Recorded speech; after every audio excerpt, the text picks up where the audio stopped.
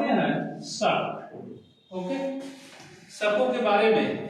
तो शक लोग, सबसे पहले हम लोग थोड़ा इन लोगों की हिस्ट्री देख लेते हैं। शक लोग कहाँ निवास करते थे, कहाँ के रहने वाले थे। तो शक लोग मूल रूप से सिरदरिया नदी घाटी के रहने वाले थे। ठीक, सिरदरिया नदी घाटी के रहने वाले थे, भारत के उत्तर पश्चिम क्षेत्रों में, अफगानिस्तान के ऊपर, ठीक, इधर ईरान के ऊपर और इधर रूस के बीच में जो सिर नदी है, सिरदरिया नदी भर है, इसी के घाटी में यानी वैली में ये लोग निवास करते थे। तो सिरदरिया नदी घाटी में ये लोग निवास करते थे। अब क्या हुआ कि चीन, ये जो आपका चाइना है मैप में, चीन के क्षेत्रों में यूची नामक जो ट्राइबल जातियां थी, ओके, तो यूची नामक जातियों ने क्या किया, 165 ईसा पूर्व के आसपास, ठीक, इन क्षेत्रों से आगे बढ़े और सिरदरिया नदी घाटी पर अटैक किए, आक्रमण किए। सिरदरिया नदी घाटी पर आक्रमण किए और यहां से पहले से निवास कर रहे शकों पर आक्रमण कर दिए। तो शकों पर आक्रमण कर दिए, सब क्या हुए, डिफीट हुए, पराजित हुए। अब यहां से शक अपने को बचाने के लिए जब युद्ध में पराजित हो गए, डिफीट हो गए, हार गए, तो यहां से शक लोग दो ब्रांचों में विभक्त हो गए, दो शाखाओं में विभाजित हो गए। एक शाखा भारत की तरफ चली गई और दूसरी शाखा ईरान की तरफ भाग गए लोग। भाई जब आक्रमण होगा तो जान तो बचाना पड़ेगा ना। आप अगर पराजित हो जाएंगे, डिफीट हो गए, तो फिर बचने के लिए तो आपको उस स्थान को छोड़ना पड़ेगा। तो इन लोगों ने यहाँ से मूव कर गए, सिरदरिया नदी घाटी से एक ब्रांच भारत की तरफ भाग गए और एक शाखा जो कुछ लोग ईरान की तरफ भागे उधर चले गए। तो भारत की तरफ जो लोग आए और इन क्षेत्रों पर अब अधिकार कौन कर लिया, इन यूची जातियों ने, जो यूची ट्राइबल थे चाइना के, अब इन लोगों ने आकर के इस सिरदरिया नदी घाटी पर आक्रमण अपना अधिकार कर लिए, समझ रहे हैं, और फिर अपने साम्राज्य को स्टेबल कर लिए, स्थापित कर लिए। फिर आगे हम लोग देखेंगे तो यह 5 शाखाओं में, यूची जो जातियां थी 5 ब्रांच में थी और 5 शाखाओं में थी। इसमें से एक जो सबसे स्ट्रांग ब्रांच था, सबसे मजबूत शाखा थी, वह शकों की, जिसे कुषाण कहते हैं। कुषाण लोग ही भारत में आकर के, समझे ना, कुषाण डायनेस्टी की स्थापना करेंगे। तो फिर यहाँ पर हम लोग शक पढ़ रहे हैं तो शकों को ही पहले देखते हैं। अब इन क्षेत्रों पर यूची लोग आकर के बस गए, रहने लगे और सब लोग अपने को बचाने के लिए भारत की तरफ भागे और कुछ लोग ईरान की तरफ गए। भारत की तरफ जो भाग करके आए वह तक्षशिला में, तक्षशिला से आगे बढ़े मथुरा के क्षेत्रों में और फिर दक्षिण भारत में पहुंचे उज्जैन के क्षेत्रों में और फिर एक ब्रांच और आगे बढ़ गई महाराष्ट्र के क्षेत्रों में, नासिक। इस प्रकार भारत के क्षेत्रों में जो शक आए वह भारत के 4 स्थानों पर अपने साम्राज्य को सेटअप किए यानी स्थापित कर लिए। ओके, तो अब यहाँ इतिहास में ये जो शक आए तो इन्हें तक्षशिला और मथुरा के जो शक थे इन्हें उत्तरी शाखा के शक कहा गया। समझ रहे ना, इसे नॉर्दर्न ब्रांच कहा गया क्योंकि यह भारत के उत्तर क्षेत्रों में है। और फिर उज्जैन और नासिक के क्षेत्रों में जो शक जाकर के अपने राज्य को स्टेबल किए, स्थापित किए, उसे पश्चिमी शाखा के शक कहा गया। अब है ना, जबकि अगर देखा जाए तो जाग्रफिकल दृष्टिकोण से इसे दक्षिण पश्चिम कहा जाना चाहिए, लेकिन इतिहास में हमें स्टडी करने के लिए, अध्ययन करने के लिए इसे पश्चिम के शक के रूप में जाना जाता है। तो यह शक भारत में आए और भारत में 4 स्थानों पर जाकर के अपने साम्राज्य को स्टेबल किए, जिसमें तक्षशिला और मथुरा या उत्तरी शाखा के लोग कहे गए और उज्जैन और नासिक के लोग पश्चिमी शाखा के लोग कहे गए। ओके, अब यहाँ पर हम लोग आगे बढ़ते हैं। तो तक्षशिला में जिस शक ने साम्राज्य को सेटअप किया, स्थापित किया, उसका नाम मेउस था। ओके, तो मेउस नामक शक ने तक्षशिला में शक राज्य की स्थापना किया। तो एग्जाम में आपसे पूछा जाता है कि शकों ने भारत में सबसे पहले कहां पर अपने साम्राज्य को स्थापित किया? तक्षशिला। तक्षशिला वर्तमान में पाकिस्तान में स्थित है, उस समय भारत में ही था क्योंकि अफगानिस्तान तक का जो क्षेत्र था वह भारतीय सीमा में पड़ता था या भारत की साम्राज्य की सीमा आप कह सकते हैं। इसके बाद मेउस ने यहाँ पर अपने राज्य की स्थापना किया और तक्षशिला को केंद्र बना करके, सेंटर बना करके शासन सत्ता का संचालन किया। और सेंटर बनाया यानी केंद्र बनाया, तो यही उसके साम्राज्य की कैपिटल भी हो गई, यानी राजधानी भी हो गई। क्लियर बात है, एग्जाम में हमेशा पूछा जाता है। आगे बढ़ते हैं। मेउस के पश्चात एजेज राजा हुआ। ओके, एजेज राजा हुआ। एजेज ने भी क्या किया, सिंध के क्षेत्रों में अपने साम्राज्य को का विस्तार किया। और इसके बाद इसके तक्षशिला जो ब्रांच था शकों का, कोई अन्य पावरफुल राजा नहीं आया। इसलिए फिर क्या हुआ कि शक यहाँ पर, शक जब यहाँ आ गए थे, यहाँ पर यूची जाति का अधिकार हो गया था, तब फिर इन कुषाणों ने इन क्षेत्रों पर भारत के तरफ धीरे धीरे बढ़ने लगे और तक्षशिला पर किसका अधिकार हो गया, इन कुषाणों का, यानी कुसुमान या यूची जाति के लोगों का। क्लियर बात है। अब यहाँ पर मथुरा को हम लोग देख लेते हैं।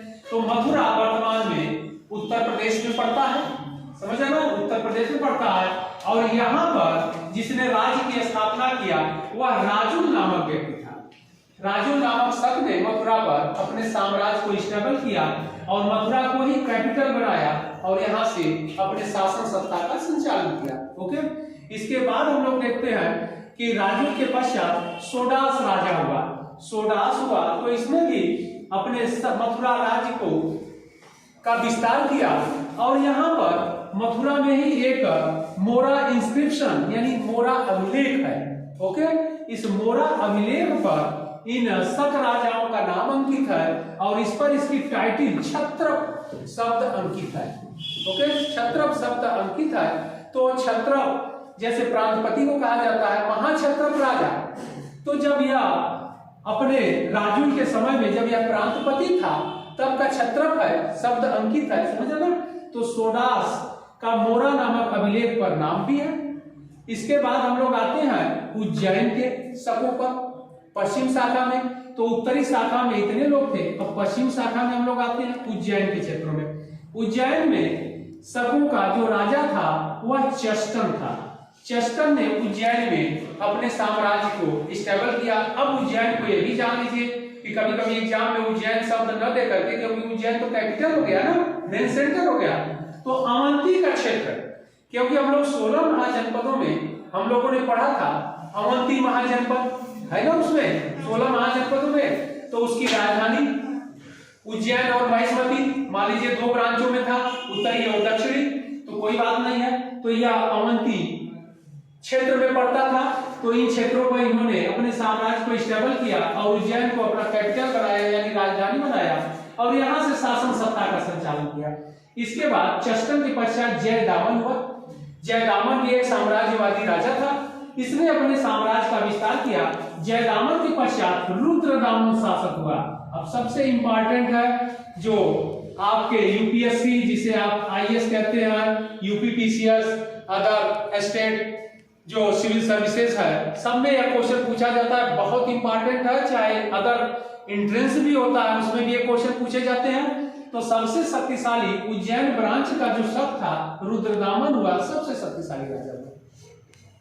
क्लियर बात है। अब यह इसने क्या किया, अपने साम्राज्य का विस्तार किया और इसने अपने साम्राज्य का विस्तार किया तो किन क्षेत्रों तक अपने साम्राज्य को विस्तारित किया, गुजरात के क्षेत्रों तक, निचले सिंध के क्षेत्रों तक, दक्षिण पश्चिम राजस्थान के क्षेत्रों पर, इसके बाद इधर मालवा क्षेत्रों पर अधिकार किया।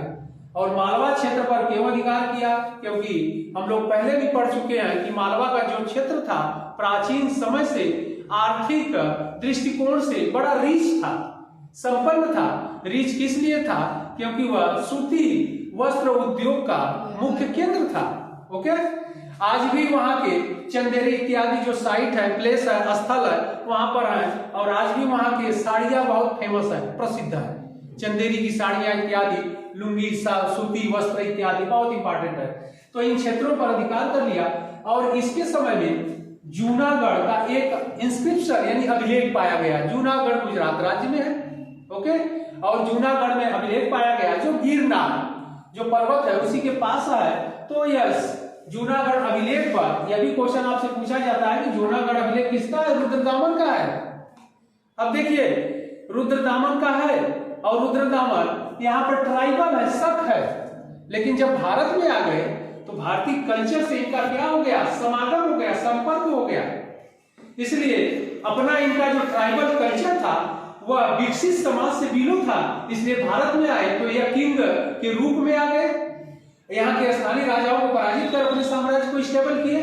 इसलिए यह एक रूलर के रूप में आए तो यहाँ के जो क्षत्रिय वर्ण का जो सिस्टम था, जो राजाओं का था, वह एडॉप्ट कर लिए।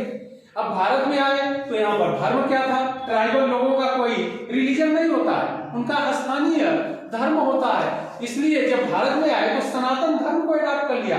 एग्जाम में हमेशा पूछा जाता है, रिजर्वेशन के क्वेश्चन में भी। तो इसमें सनातन धर्म से क्या तात्पर्य क्या है, वैदिक धर्म, वैदिक धर्म को इसने अडॉप्ट कर लिया और हिंदू धर्म परंपरा के आधार पर शासन सत्ता का संचालन इसने किया।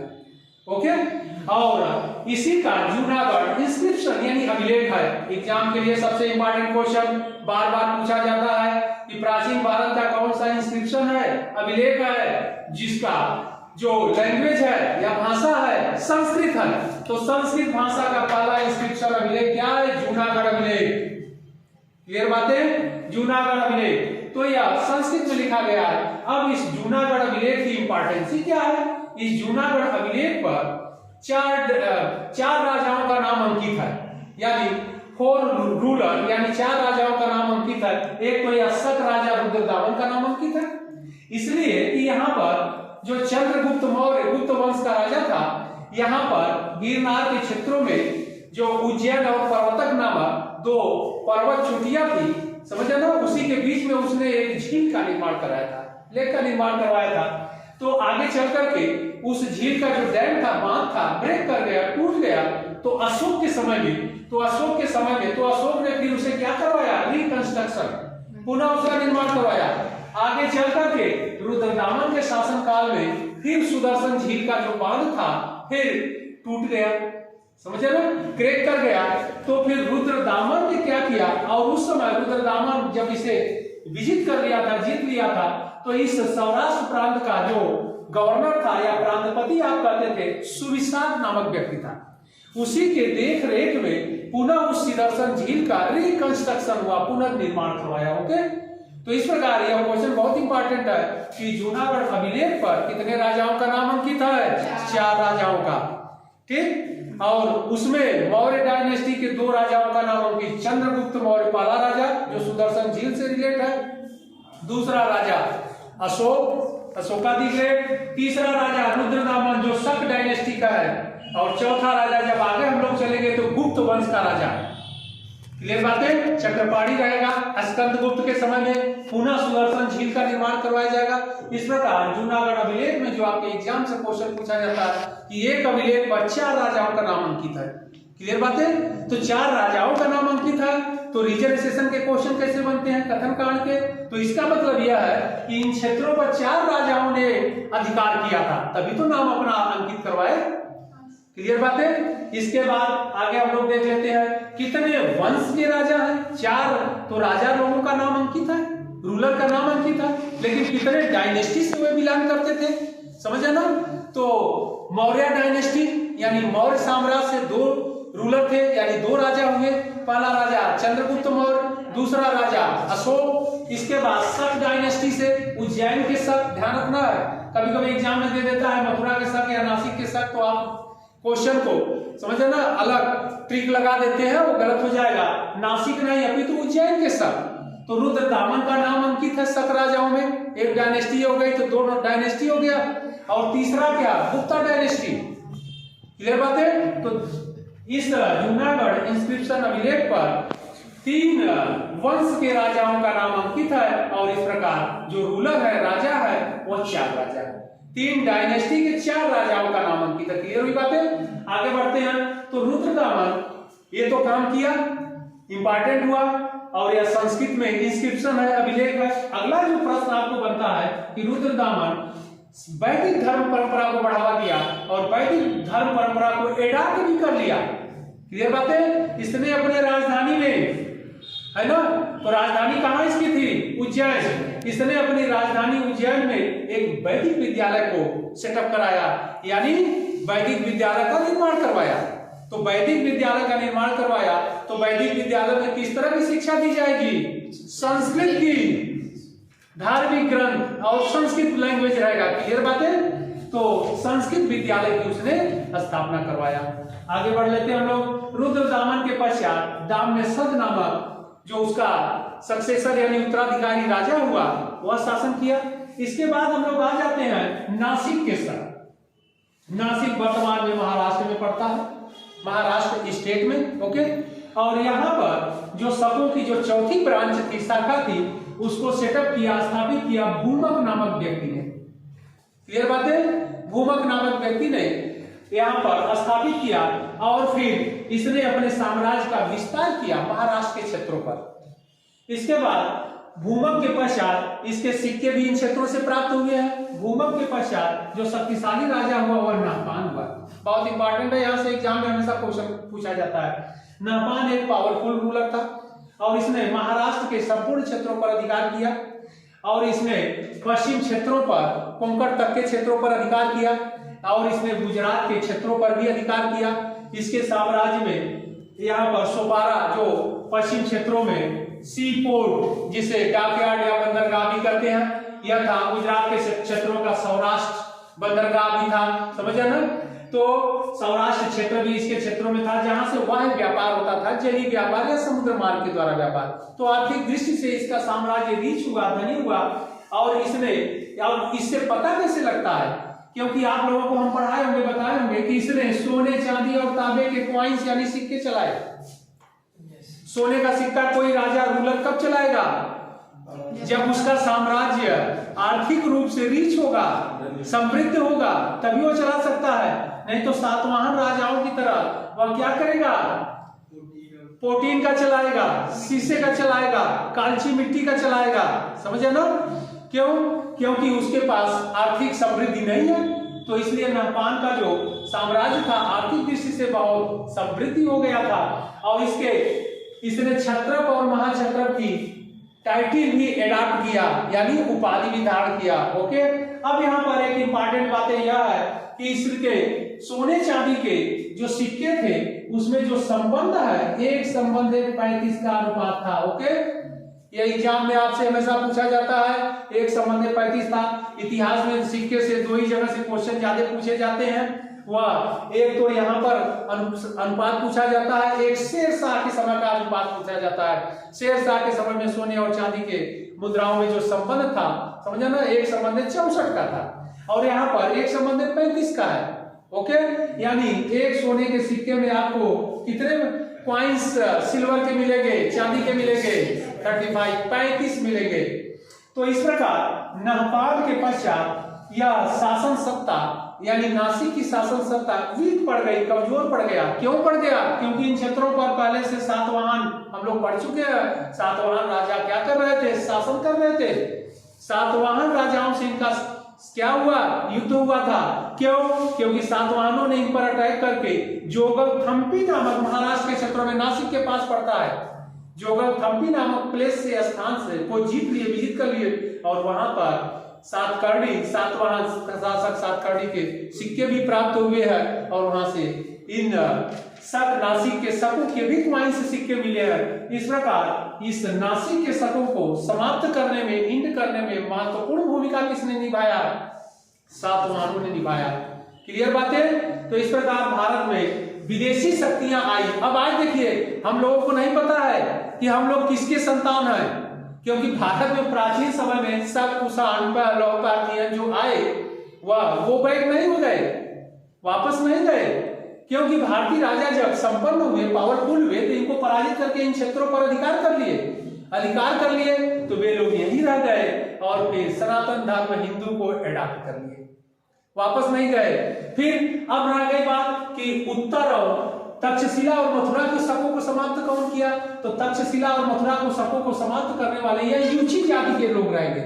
यूची जाति के जब यहाँ सिरदरिया नदी घाटी में आकर के रहने लगे तो फिर यह एक सुरक्षित स्थान की तरफ बढ़ने लगे और प्राचीन समय से भारत एक समृद्ध, आर्थिक दृष्टि से बहुत ही समृद्ध देश रहा है। आर्थिक दृष्टि के साथ साथ सुरक्षा के दृष्टिकोण से भी समृद्धि रहा है, रिच रहा है। क्यों? क्योंकि उत्तर में हिमालय पर्वत श्रेणी सुरक्षित है, और यहाँ पर 3 तरफ से नीचे समुद्र है, सिर्फ एक तरफ से आने का रास्ता है, वह भी सिंधु नदी यानी इंडस वैली और उसकी सहायक नदियां, वह भी दुर्गम क्षेत्र है। इसलिए भारत एक तरह से सुरक्षित स्थान था, इसलिए भारत के तरफ विदेशियों का आने का मुख्य कारण यही था। ओके, तो इसके बाद फिर यहाँ से जो यूची जाति थी, शकों को मार करके भगाए थे, सब भारत में आए थे, फिर यह धीरे धीरे भारत की तरफ आए और तक्षशिला पर आक्रमण किए, यहाँ के शकों को समाप्त किए, इस पर अधिकार कर लिए, मथुरा पर आक्रमण किए। तो इन 2 क्षेत्रों पर जो शकों की सत्ता थी, इन यूची जातियों ने समाप्त किया। और यूची जातियां 5 ब्रांच में थी, उसकी सबसे शक्तिशाली जो ब्रांच था, पावरफुल ब्रांच था, वह कुषाण था, जिसे इतिहास में हम लोग कुषाण के नाम से जानते हैं, पढ़ते हैं। और इस कुषाण वंश का सबसे शक्तिशाली जो राजा था वह कनिष्क हुआ। क्लियर बात है? तो अब हम लोग उसको जब पढ़ा जाएगा तो डिटेल में पढ़ा जाएगा। तो यहाँ पर 2 शक्तियों को तो समाप्त कुषाणों ने कर दिया, यानी यूची जाति ट्राइबल ने कर दिया, और इसके बाद उज्जैन और नासिक के क्षेत्रों पर भारतीय राजाओं ने कर दिया। और यह उज्जैन के जो शक है गुप्ता डायनेस्टी तक चलते रहेंगे। और गुप्तों के समय में चंद्रगुप्त विक्रमादित्य का आप नाम सुने होंगे। चंद्रगुप्त विक्रमादित्य ने आक्रमण करके क्या किया, यहाँ के अंतिम शासक रुद्र सिंह को पराजित करके विक्रमादित्य की उपाधि धारण किया था। ओके,